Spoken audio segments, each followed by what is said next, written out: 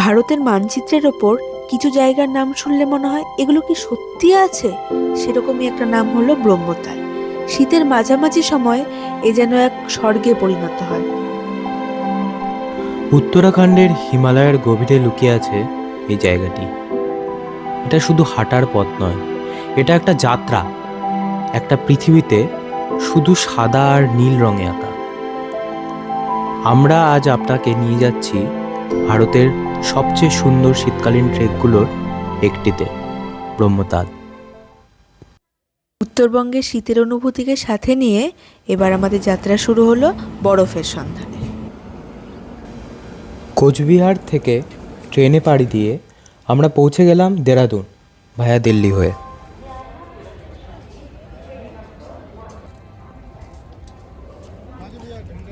আমরা প্রায় 40 ঘন্টা জার্নি করার পর এখন পৌঁছলাম দেরাদুন। কাল সকালবেলা বেরিয়েছিলাম আলিপুরদুয়ার থেকে সকাল 7টায়, এখন বাজে রাত 9টা, পৌঁছলাম Dehradun. Good morning from Dehradun. আজকে হলো 26 জানুয়ারি 2026। আমরা আজকের আমাদের নেক্সট ট্রিপ, আমাদের ট্রেক টু ব্রহ্মতাল শুরু করছি আজকে আমরা দেরাদুনে দাঁড়িয়ে আছি প্রিন্স চকের সামনে। এখান থেকে আমাদের স্টার্টিং পয়েন্ট, এখান থেকে আমাদের পিক আপ পয়েন্ট। দেরাদুন থেকেও পিক আপ পয়েন্ট রয়েছে, আবার ঋষিকেশ থেকেও কেউ চাইলে পিক আপ করতে পারবে। তো আমাদের আজকে দেরাদুন থেকে আমাদের বেস ক্যাম্পের জন্য, লোহাজাংয়ের জন্য আজকে আমাদের জার্নি শুরু হবে। তো এখন বাজে সকাল 6:30। এখনও কিন্তু পুরো অন্ধকার। তো এখন আমরা আমাদের জার্নি শুরু করছি।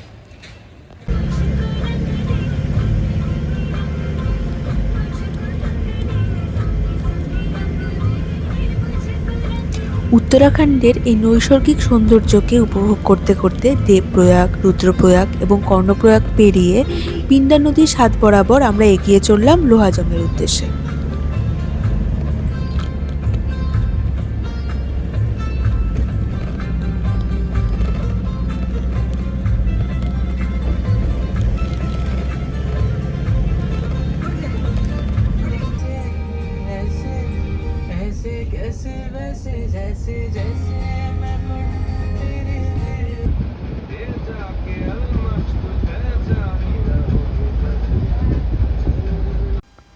প্রায় সন্ধ্যা 7টা আমরা পৌঁছলাম আমাদের গন্তব্য লোহাজংয়ে।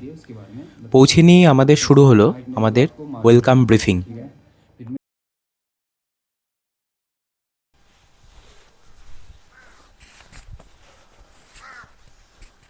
Good morning.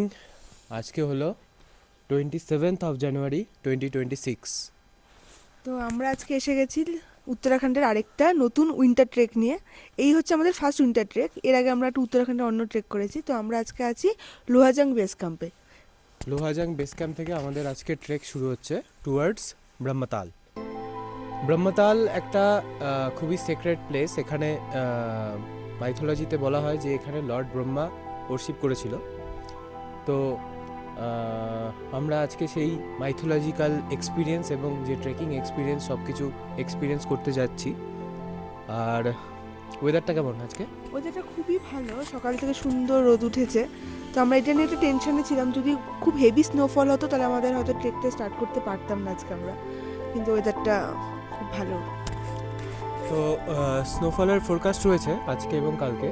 এতদিন স্নোফলই হয়নি কোনো মাউন্টেন্সে। 23 থেকে এই বছর প্রথম স্নোফল শুরু হয়েছে আর কি মাউন্টেন্সে। তো আমরা আশা করি স্নো ট্রেক দেখতে এসেছি, তো স্নোফল তো এক্সপিরিয়েন্স করতেই হবে। তো আশা করছি আজকে আমরা স্নোফল পাবো। তো এখনও সেরকম খারাপ ওয়েদার হয়নি, বাট লেট আফটারনুনে হয়তো ওয়েদারটা একটু খারাপ হবে। তো স্নোফল এক্সপেক্ট করা যাচ্ছে। আমরা বেস ক্যাম্পে আসার পরে কিন্তু চারপাশে ছোটো অল্প অল্প স্নো দেখা যাচ্ছে, মানে 23 যে হয়েছিল স্নোফলটা, সেটা অল্প অল্প বোঝা যাচ্ছে যেখানে স্নোফল হয়েছিল। তো চলো স্টার্ট করা যাক।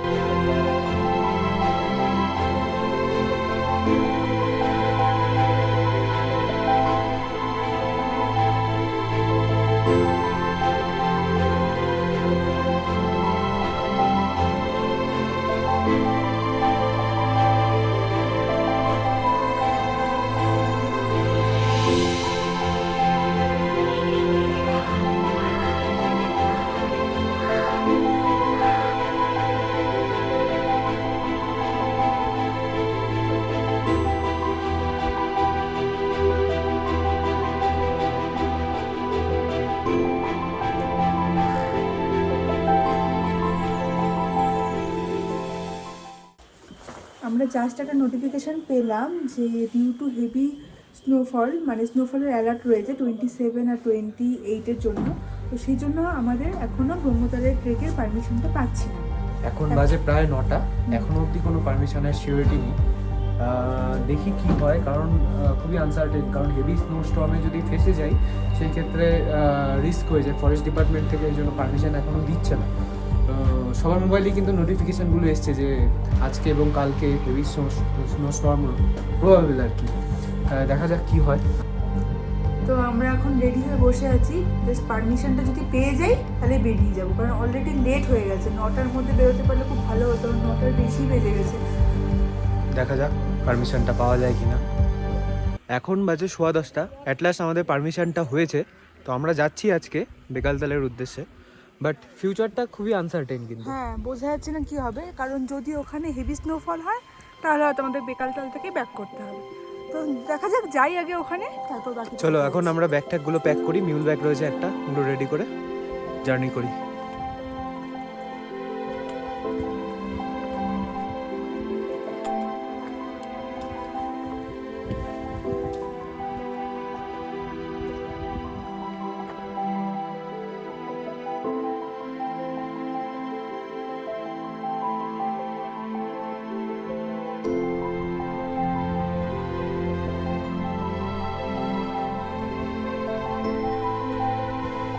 ট্রেলের প্রথম দিকটা একটু সহজ, পথটা ধীরে ধীরে উঠতে শুরু করে ঘন ওক আর রোডোডেনড্রন জঙ্গলের ভেতর দিয়ে।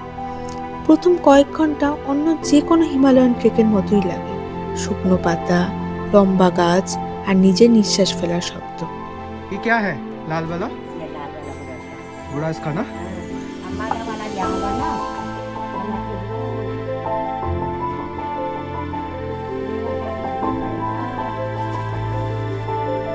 ये कौन सा है? माल्टा वाला ना? अच्छा अच्छा अच्छा, हाँ हाँ समझ गया। आपका नाम क्या है? दुर्गा देवी जी। अच्छा अच्छा,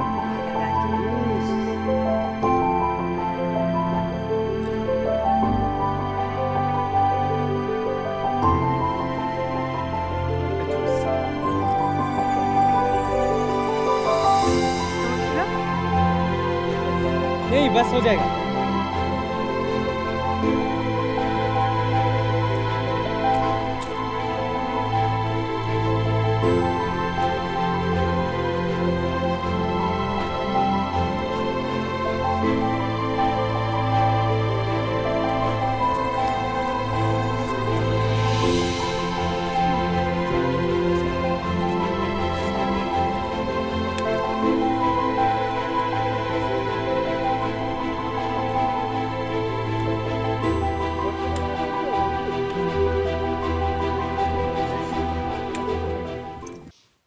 এই যে ভি দেখা যাচ্ছে, এটাই আজকের বেকালতাল, আজকের আমাদের ক্যাম্প সাইট হবে। 2 কিলোমিটার অলমোস্ট হেঁটে নিয়েছি। Going good, weather is very good এখনো অবধি। চলো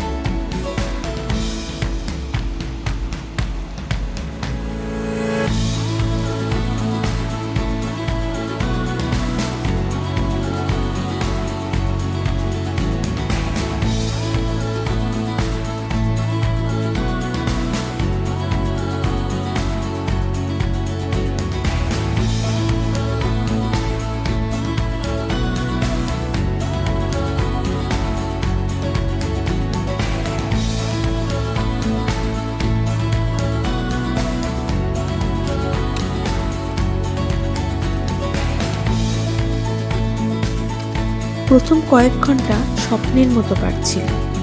ওক আর রোডোডেনড্রনের জঙ্গল, চারিদিকে বরফ ছড়িয়ে আছে আর পায়ের তলায় শুকনো পাতা।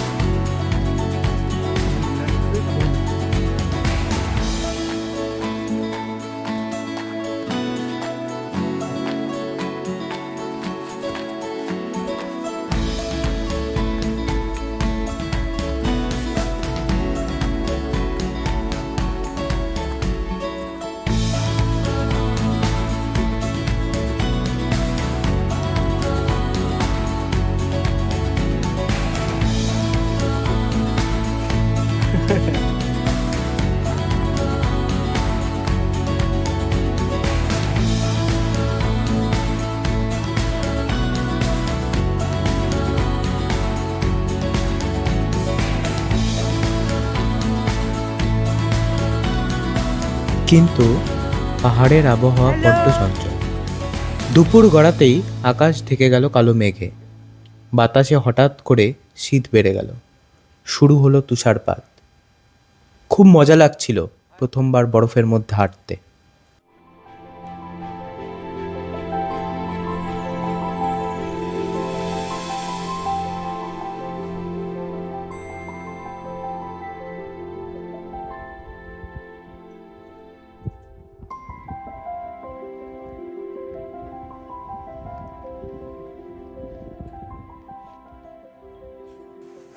Hello from Bekaltal campsite.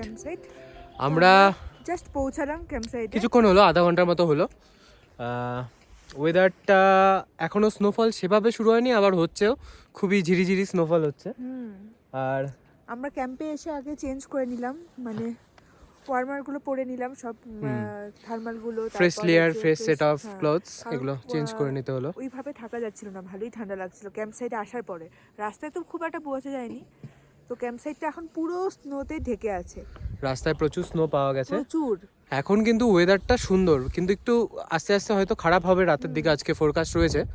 তো এখন আমাদের লাঞ্চের প্রিপারেশন চলছে, এখন হয়তো লাঞ্চ করব।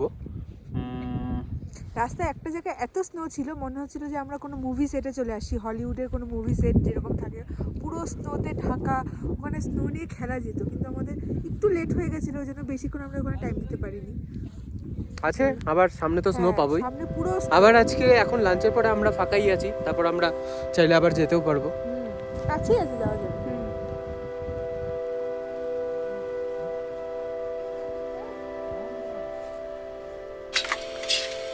हाँ वीरू जी, क्या बनाया आज लंच में? आज है सर रोटी सब्जी, मिक्स वेज सब्जी अच्छा और मिक्स दाल अच्छा और पापड़, अच्छा, चावल, रोटी। वाह वाह।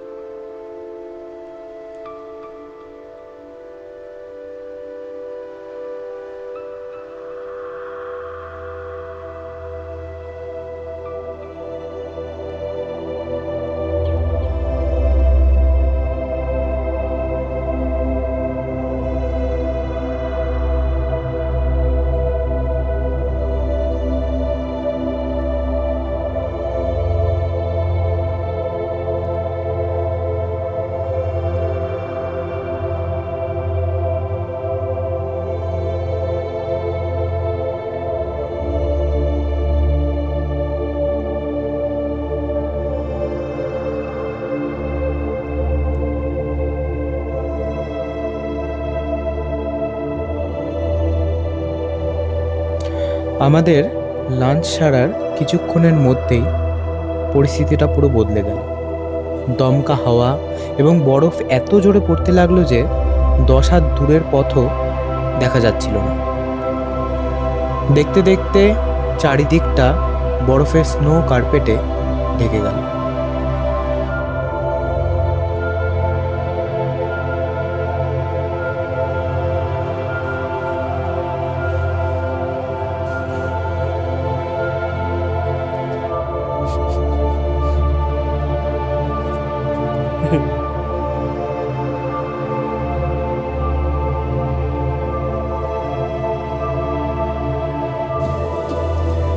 সকালে উঠে আমাদের গাইড বীরু ভাইয়ার মুখ দেখেই বুঝলাম পরিস্থিতি ভালো। তিনি বললেন আজ আর উপরে ওঠা যাবে না, ঝড় বাড়ছে, উঠতে গেলে বিপদ হতে পারে। মুহূর্তের মধ্যে সব স্বপ্ন যেন ভেঙে গেল। এত দূরে এসে ব্রহ্মতাল প্রায় ছুঁয়ে ফেলা দূরত্বে রেখে ফিরে যাব।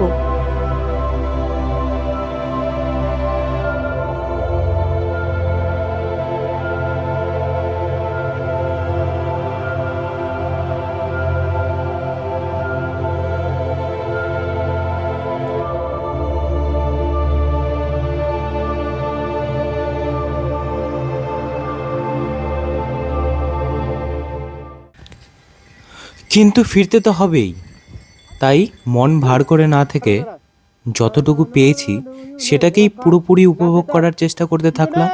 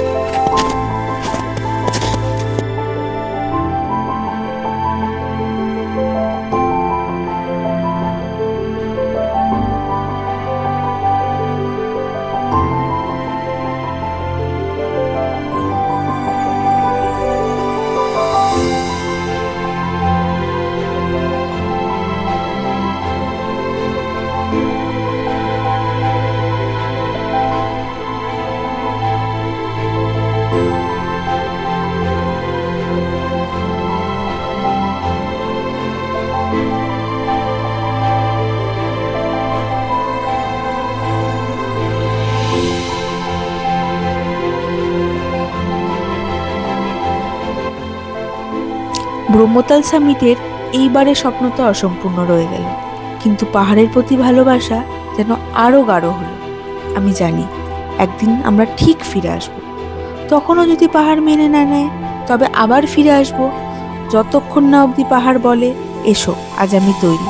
ততদিন পর্যন্ত সবাই ভালো থাকুন আর পাহাড়কে ভালোবাসতে শিখুন।